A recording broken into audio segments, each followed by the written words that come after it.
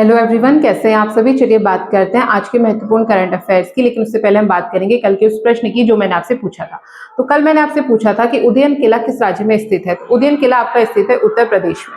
और अब बात करते हैं आज के करंट अफेयर्स की। केंद्र सरकार ने सर्वोच्च न्यायालय में बढ़ते लंबित मामलों को कम करने के लिए न्यायाधीशों की संख्या बढ़ाने का निर्णय लिया है। केंद्रीय मंत्रिमंडल ने सर्वोच्च न्यायालय संशोधन विधेयक 2026 को मंजूरी दी है, जिसके तहत मुख्य न्यायाधीश सहित सुप्रीम कोर्ट के न्यायाधीशों की स्वीकृत संख्या 34 से बढ़ाकर 38 की जाएगी। ये बदलाव सर्वोच्च न्यायालय अधिनियम 1956 में संशोधन करके किया जाएगा।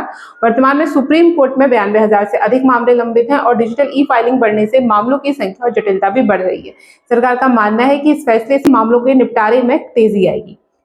केंद्र सरकार ने राष्ट्रीय गौरव अपमान निवारण अधिनियम 1971 में संशोधन करने का फैसला लिया है। इस प्रस्ताव के अनुसार अब राष्ट्रीय गीत वंदे मातरम को भी राष्ट्रीय गान जन गण मन के सम्मान में समान सम्मान दिया जाएगा। यानी राष्ट्रीय गीत के अपमान करने पर भी कानूनी कार्रवाई, जुर्माना या सजा का प्रावधान हो सकता है।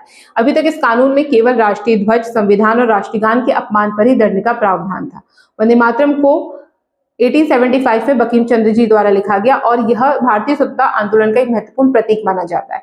और अब आज का प्रश्न, कमेंट सेक्शन में मुझे बताइए कि स्वामित्व योजना किस मंत्रालय द्वारा शुरू की गई। डेली करंट अफेयर के लिए बोधी नेस्ट को सब्सक्राइब करना ना भूलें। कल फिर मिलेंगे ठीक इस समय शाम को 5 बजे। तब तक के लिए thanks for watching, keep learning.